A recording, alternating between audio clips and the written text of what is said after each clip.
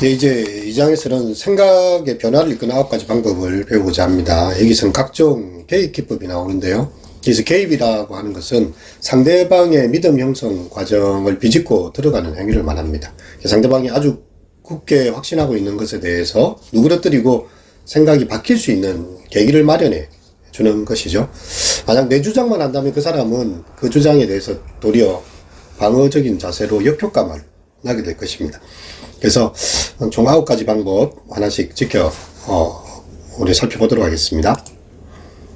예, 첫 번째는요, 본보기를 보이는 것인데, 우리가 상대방이 원하는 행동을 내가 먼저 보여주는 거죠. 잘 아는 여호와학의 이야기, 여호와 기억나시죠? 여호는 접시에 음식을 먹잖아요.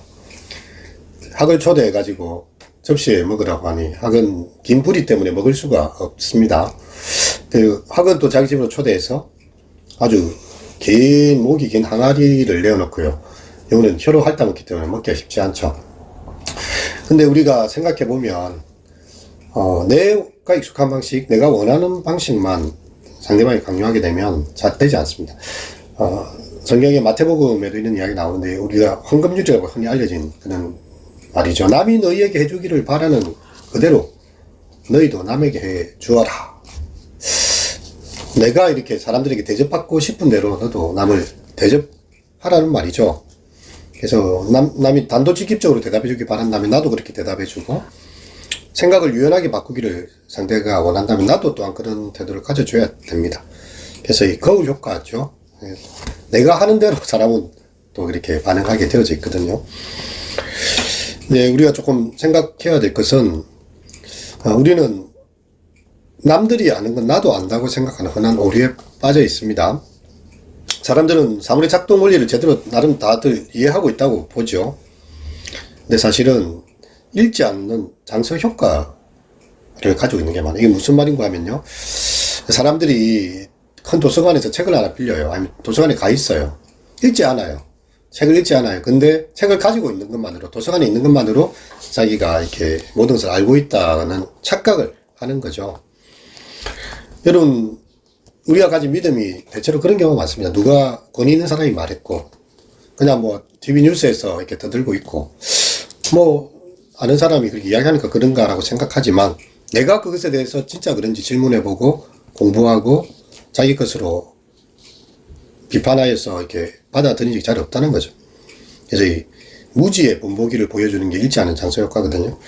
그래서 우리 자신에게 있어서도 나도 잘 모르는 부분이 있다는 걸 자각하고, 또 상대방도 모르는 부분이 있다는 걸 자각하게 하는 것입니다. 여러분, 평생 산에만 사는 사람이 있었어요. 아침에 해는 동쪽 산에서 뜨고 서쪽 산에서 지는 것만 보았습니다. 자기 경험으로. 또 어촌에 사는 사람이 있었어요. 동해안에서 떠서 서해안으로 지는 거예요. 이 두 사람이 만나서 서로 토론합니다. 해가 어디서 뜨고 지느냐. 각각 자기 입장에서 이야기하는데요. 자기가 가진 것이 한계일 수 있다는 자각을 잘 못하고 있죠. 근데 사실은 이것조차도 다 웃긴 일입니다. 해가 뜨고 지는 것처럼 보이지만 해는 가만히 있고 지구가 돌고 있죠. 네, 자전을 하고 공전을 하고 있는 것입니다. 그래서 우리에게 있어서 내가 아는 것이 아주 부분적인 지식일 수 있다는 거, 나의 암도 그러하다. 당신을 통해 배우겠다는 그런 태도로 공부를 하는 것입니다. 두 번째는 용어를 우선 정의하는 건데요. 그냥 막 이야기하는데 사실은 이 용어 정의가 없이 서로 다른 뜻으로 이야기를 하고 있는 거죠. 그럴 때는 그것에 대해서 이제 정의를 하는 거예요. 이 X가 무슨 뜻이죠? 라고 물어보는 거예요. 내가 말하는 복지라는 것은 이렇게 배려하는 것이다 라고 생각하는 사람이 있고, 어떤 사람은 복지는 공평하게 나누는 것이다, 공의로운 것이다 라고 생각하는 사람도 있어요. 근데 당신이 생각하는 그 뜻은 어떤 것이고 그 예는 뭐가 있는지, 그리고 내 입장에서 보다는 상대편이 이해하고 있는 그 용어에 맞게끔 이렇게 코드를 맞춰주는 겁니다. 우리가 이 용어 실컷 말했는데 결국은 용어에 대한 합의가 첫 단추부터 잘못 깨어져가지고 오해가 생기는 경우가 많거든요. 그래서 당신이 그렇게 표현한 그 단어는 어떤 뜻입니까? 물어보고 그 맥락에서 이해를 해주는 거죠. 그리고 이제 질문을 던지는 것인데, 우리 공자의 말에 아는 것을 안다 하고 모르는 것을 모른다 하라. 그것이 진정한 압니다. 그런 말 있지 않습니까? 소크라테스도 무지의지 이야기했잖아요. 델포이 신전에 그렇게 인용하면서 나는 내 자신이 잘 모른다는 것을 최소한 알고 있다. 무지의지. 예, 그렇게 표현을 했지요. 무지의지. 그래서 모르는 것에 대해서 질문을 던지고 질문에서 대답을 찾아가는 과정. 예. 이제 소크라테스 산파수를 이야기했는데요. 산파는 아기를 낳지 않습니다. 산모가 아기를 낳습니다. 대신 산파는 아기를 잘 낳도록 산모를 도와줍니다. 좋은 질문을 던지는 거죠. 당신은 어떻게 그런 생각을, 당신이 하고자 하는 말이 무엇입니까? 좀 더 구체적으로 그 뜻이 무엇입니까? 자꾸만 딴막에 흘러가면 원래 뜻으로 진정성 있게 질문을 해주면요, 그것이 진심은 통하게 됩니다. 우리가 질문할 때 뭐 이거 괜찮나요? Yes or no 이렇게 대답할 수 있는, 약간 신문할 때 그렇게 하죠. 무조건 예 아니오로만 대답하시오. 그런 질문 말고 이거 어떻게 생각하세요? 이렇게 질문하는 거죠. 좀 대화를 이렇게, 당신의 지금 몸의 느낌이 오늘 어떻습니까? 오늘 너무 부둥해요. 오늘 너무 상쾌합니다. 왜 그렇죠? 어제 잠을 잘 잔 것 같아요. 오늘 좋은 일이 있었어. 이렇게 계속 대화가 유도가 되잖아요. 오늘 밥 먹었습니까? 예. 끝나잖아요. 그러니까 어떻게와 무엇을 통해서 계속 대화가 이어질 수 있도록 대화를 유도하는 좋은 질문들을 던진다. 세 번째는 상대방이 내 이야기 듣다 보면 내가 가지고 있는 입장에 아주 극단주의적인 것을 가지고 나를 이렇게 판단할 경우들이 많이 있습니다. 그럴 때는 우리 편에 도를 넘는 행위에 대해서 저는 그거죠. 나는 대화하고자 하는 사람이지 당신의 뭔가 강요하는 사람이 아니다. 그리고 상대편의 또 극단주의자를 굳이 거론할 필요가 없고요. 옹호할 여지가 없는 극단적인 행동에 대해서 결코 옹호할 필요도 없습니다. 그래서 극단적으로 행동하는 광신자나 과격하는 극렬 세력하고는 나는 선을 긋고 있다. 당신에 대해서는 그렇고. 그래서 이렇게 충분히 대화할 수 있는 여지를 만들어 주어야 됩니다. 물이 그렇잖아요. 밥그릇에 담기면 밥 모양이 되고, 또 이렇게 그 그릇에 담기면 사각형이 되고, 그래서 그 모양을 좀 바꿔서 너그럽게 대화를 하고요. 극단적인 선택을, 여지를 갖지 않도록 우리 편의 나쁜 행동에 대해서도 사과할 줄 알고 그렇게 말할 수 있는 태도가 필요하다. 그리고 이제 소셜미디어 요즘, 사회 관계망 속에 많이 쓰지 않습니까? 카페인 중독자들 많죠? 카카오, 페이스북, 인스타그램, 요즘 유튜브까지 막 난리가 납니다. 그래서 이 소셜미디어에 뭐 글을 남기나 영상 남기는데 막 감정이 격해질 때 거기에 글을 남기거나 할 필요 없어요. 왜냐면 소설은 잘 사라지지 않습니다. 그냥 생각 없이 적은 글이라도 잘 없어지지 않아요. 그래서 신중하게 생각할 필요가 있고, 화가 났을 때 굳이 적을 필요 없겠죠. 소셜미디어에서 페북에 누가 질문했다 해서 꼭 답 안 해도 됩니다. 딴지 걷는데 뭐 꼭 대답해 줄 필요는 없고요. 트위터 같은 경우는 수없이 막 글들이 막 쏟아집니다. 그래서 논쟁할 필요 없습니다. 페북에서도 내 지인들을 통해서 엮여지잖아요. 페이스북 자체가 원래 그런 의도로 만들지 않았습니까? 그래서 그게 뭐 서로 맞지 않는 종교나 정치나 뭐 어려운 철학 관련 주제를 굳이 다룰 필요 없고, 일상상 생활적인 부분, 나를 소개하는 부분 정도만 하는 거죠. 소셜미디어를 이렇게 논쟁의 창으로 특별히 만들 필요가 없다는 것입니다. 그리고 이게 여섯 번째는 탓하기 전에 기여 밝히기로 전환한다. 대화하다 보면 누구 탓을 하기 쉽지 않니, 니 때문에 그렇다. 근데 이렇게 되면 비난을 하면 선의가 다 사라져요. 비난받는 사람 입장에서는 왜 내 때문이기만 해. 이 방어 자세가 되고요. 안 된다는 거죠. 그래서 하버드 협상 프로젝트에 보면, 이렇게 이 인질범과 뭐 이런 대화할 때도 당신이 뭘 잘못했다 탓하기보다는 기여 요인을 함께 찾아보는 거죠. 이런 상황에 당신이 어떤 부분에 도움을 주고 기여를 하고 있다. 그래서 지금 서로 다른 입장이 있다 할지라도, 당신의 그런 생각이 아주 독창적이고 창의적이다. 그리고 이런 부분에 내가 알지 못한 것을 생각하게 하네요. 나는 못 본 부분인데, 전혀 고민하지 못했던 부분인데, 그래서 기여 요인을 찾음으로써 대화의 물꼬를 트는 것입니다. 일곱 번째는 상대방이 어떻게 해서 그런 결론이 이렇게 되는지, 자기의 고집과 생각이 너무 강하잖아요. 아주 강경주의적이고. 그래서 그 인식 원리가 뭔가라고 묻기 전에, 충분히 그렇게 생각할 수 있다는 것을 이렇게 표현해 주고요. 그리고 내하고 이 사람만이 대화하는 분위기가 아니라 그냥 우리가 훈수 뜨듯이 지나가는 말은 혹시 그게 무슨 뜻이죠? 라고 이렇게 외부자 질문처럼 가볍게 질문해 주면 좋습니다. 그리고 이제 누군가 그것에 대해서 이야기할 때 경이감으로, 아주 경이롭고 놀라운 마음으로, 새로운 것을 발견한 그런 마음으로 잘 대해주고요. 상대방의 추론이 이치에 맞지 않다면, 딱히 그 정당할 방법이 없는 믿음을 정당하기 위해서도 뭐 그렇게 생각할 수도 있다. 그래서 상대방의 추론 방식을 그대로 다 적용해서 한번 쭉 가보게 하는 거예요. 그리고 다른 결론을 낼 수도 있다는 걸 보여줍니다. 이런 거는 쉽게 말해서 상대방의 입장에서 보는 겁니다. 내 입장이 아니라 그 사람 입장에서 어떻게 그런 생각을 하시게 되셨습니까? 물어보고 이렇게 알아보는 그 사람의 마음의 오솔길을 걸어라. 여덟 번째는 생각이 닫힌 사람의 사고를 이해하는 건데요. 이 미디어 한번 보세요. 지금 이 사람이 쫓기고 있기 전 강도입니다. 미디어에서는 이렇게 그림자가 잡혔어요. 마치 이 사람이 이 사람을 이렇게 위협하는 것처럼 보이죠.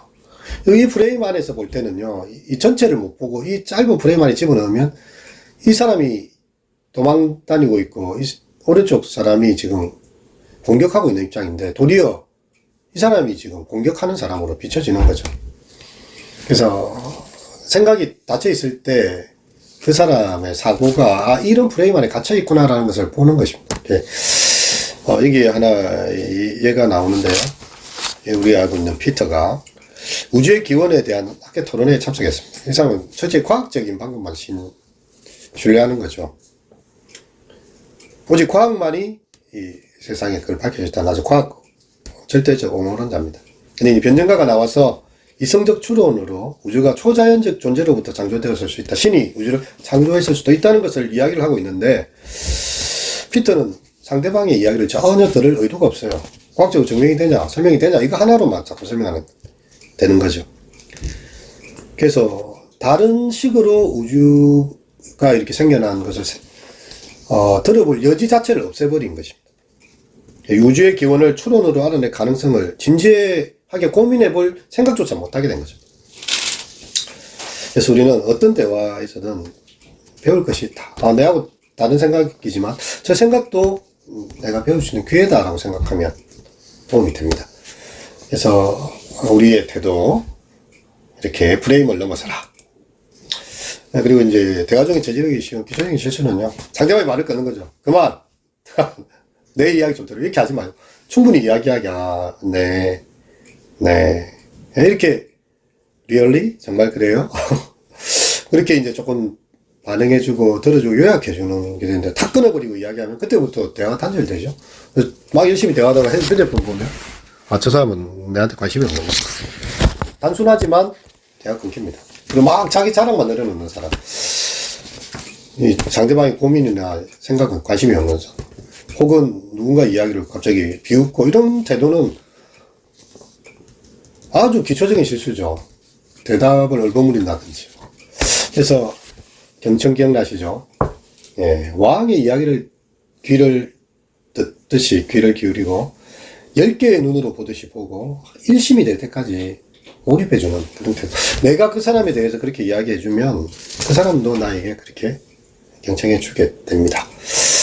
의견이 다르다고 친구 관계가 단절될 수 있나요? 2달러짜리 행운의 2달러 얘기해 보면 미국의 3대 대통령 토마스 제퍼슨이 나오는데요. 윌리엄 해밀턴에게 이런 걸 적었어요. 나는 정치나 종교나 철학 문제에 의견이 다르다고 해서 그 점이 우리가 친구와 거리를 두어야 될 이유가 된다고 생각해 본 적 없죠. 뭐 관점 다를 수 있죠. 철학도 다를 수 있고 종교 다를 수 있고 정치적 식견 다르지만 그렇다고 해서 그 사람과 인간관계를 단절해야 되나요?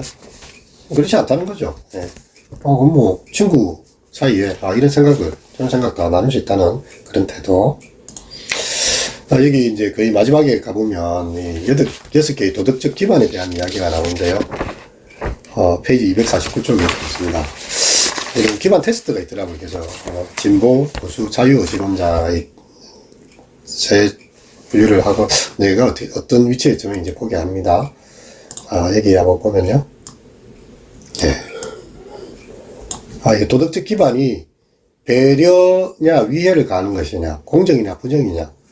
진보주의에서는 주로 이 부분이 제일 중요한 도덕적 기초를 가지고 있거든요. 진보주의자는 공정 부분에 대해서, 배려가 되고 있는 약자에 대해서 이런 걸 큰 가치로 여긴다는 거죠. 자유주의자들은 제일 중요한 가치가 자유냐 억압이냐, 그것이 우리 사회를 자유롭게 하느냐, 개인을 자유롭게 하느냐, 억압하는 구조냐, 이걸 이제 보고 있고요.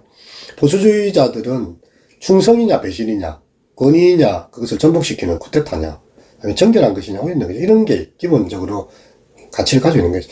이 모든 가치는 사실은 다 중요한 가치들이죠. 근데 어디에 포커스를 맞추고 있느냐가 다 다르다는 거예요. 그래서 이 보수주의자는 권위에 이렇게 순복해야 된다, 이게 굉장히 중요시킨다면, 진보주의자는 약자는 배려해야 된다, 이거죠. 이게 이제 약간 차이가 있지만, 전체적으로 이제 보수주의자 말고, 이제 그냥 일반적인 보수 입장에서 보면, 이 모든 가치를 다 포함하고 있어요. 그래서 저 사람이 전혀 뚱뚱한 이야기를 한 게 아니라 자기만의 그 도덕 기반을 가지고 이야기하고 있다 생각하면요. 저 사람 저런 가치를 소중히 여기는구나, 이렇게 이해할 수 있다는 것입니다. 자, 이제 오늘 수업이 이제 거의 마무리되고 있는데요. 어른의 문답법에, 이 책을 리차드 토킨스가 읽었어요. 이기적 유전자, 아주 유명한 책인데, 현대의 그 다윈 조개경 같은 책이다, 이렇게 말하는 사람도 있고. 근데 이 토킨스가 어른의 문답법을 읽고 나서 그런 말을 했어요. 이 책을 읽고 나서 내가 얼마나 잘못 말하고 있었는지 깨달았다. 모든 사람이 책 읽는다면 지금보다 더 좋아질 것이다. 그러니까 누구나 자기 관점과 자기가 확신하는 것을 주장하고 싶어 하는데, 그러다 보니 남의 얘기를 듣지 못하고, 토킨스도, 내가 혼자 너무 온고집이 아니었는가. 나의 사고를 좀 깰 수 있는 기회가 됐다. 그렇게 표현을 했습니다. 자, 오늘 이렇게 어른의 문답 배웠고요. 다음 시간에는, 생각한다는 착각. 이 책을 가지고 한번 공부해 보도록 할 텐데요. 좀 책이 어렵기도 하고 좀 그렇지만 읽을 수 있을 만큼 읽어보시고 또 와서 나누면 좋겠습니다. 이번 주 이렇게 하고요.